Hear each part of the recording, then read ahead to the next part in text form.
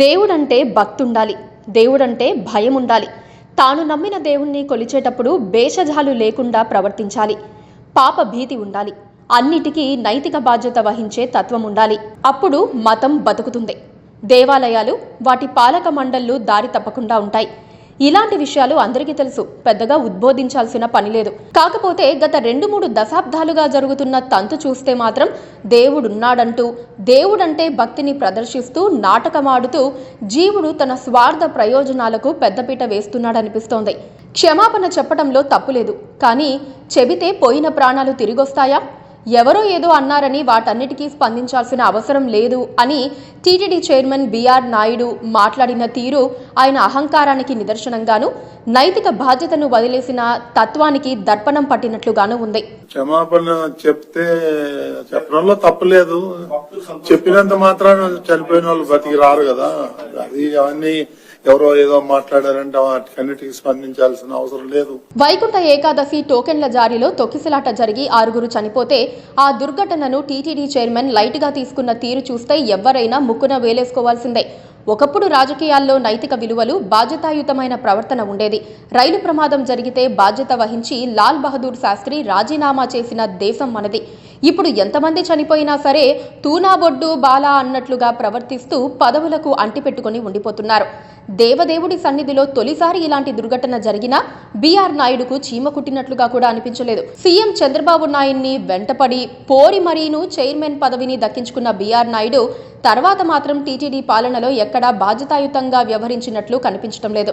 CM Chandrababu ఎదుటనే TTD EO శ్యామలారావుతో ఆయన వాగ్వాదానికి దిగిన తీరు కూడా తీవ్ర విమర్శలకు దారితీసింది. పైగా ఇప్పుడు టీటీడీ చైర్మన్లుగా వ్యవహరించిన వారంతా ఇంతేనా? అసలు భక్తి భావంతోనూ హిందూ ధర్మం పట్ల గౌరవంతోనూ ప్రవర్తించే వారికి చైర్మన్ పదవి ఇవ్వరా అన్న ప్రశ్నలు ఉత్పన్నమవుతున్నాయి.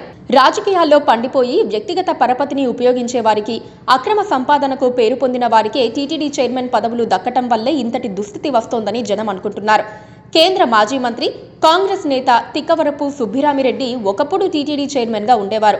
అప్పుడు ఆయనే దేవుడిలా ఫీల్ అయ్యేవారన్న ఆరోపణలున్నాయి. ఇక మాజీ ఎంపీ డీకే ఆదికేశవులు నాయుడు కొన్ని రోజులు టీటీడీ చైర్మన్ గిరి వెలగబెట్టారు.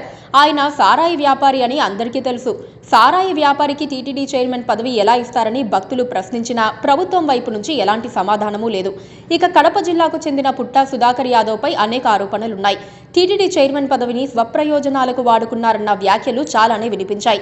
ఇక వైసీపీ హయాంలో చైర్మన్లుగా చేసిన వైవి సుబ్బారెడ్డి, భూమన కరుణాకర్ రెడ్డి విషయంలోనైతే టన్నుల కొద్దీ ఆరోపణలున్నాయి. కరుణాకర్ రెడ్డి క్రైస్తవ మతాన్ని పాటిస్తారని, అలాంటి వ్యక్తికి టీటీడీ చైర్మన్ పదవిని ఎలా ఇస్తారని జనం ప్రశ్నించినా జగన్ బ్యాచ్ ఎలాంటి సమాధానము చెప్పలేదు. వైవి సుబ్బారెడ్డి కూడా అన్యమతస్థుడేనని ఆరోపణలు వచ్చినా ఆయన హిందువని నిరూపించుకోగలిగారు. కాకపోతే క్రైస్తవుడైన జగన్ కు ఆయన అత్యంత సన్నిహిత బంధువు కావటంతో అనుమానాలకు తెరపడలేదు. కాకపోతే వైవి సుబ్బారెడ్డి, కరుణాకర్ రెడ్డి హయాంలో తిరుమల కొండ మీదే అన్యమత ప్రచారానికి ప్రయత్నాలు జరిగాయి. ఇలా చెప్పుకుంటూ పోతే చైర్మన్లుగా పనిచేసిన వారిలో చాలా మంది టీటీడీని భ్రష్టు పట్టించేందుకు ప్రయత్నించిన వారే తప్ప ప్రతిష్టను పెంచేందుకు మాత్రం ఎలాంటి చర్యలు తీసుకోలేదు. తిరుమల పవిత్రత చెక్కు చెదరకుండా ఉందంటే అది భక్తుల విశ్వాసం, కోనేటి రాయుడుపై ఉన్న నమ్మకం మాత్రమేనని చెప్పాలి. ఇకనైనా పూర్తి విశ్వాసంతో, అకుంఠిత దీక్షతో పనిచేసే వారికి మాత్రమే టీటీడీ చైర్మన్ పదవి ఇస్తే బాగుంటుంది. Please do subscribe to Please do subscribe to Please do subscribe to Please do subscribe to Please do subscribe to Please do subscribe to KTV Telugu. KTV Telugu. KTV Telugu. KTV Telugu. KTV Telugu. KTV Telugu. Please do subscribe to KTV Telugu.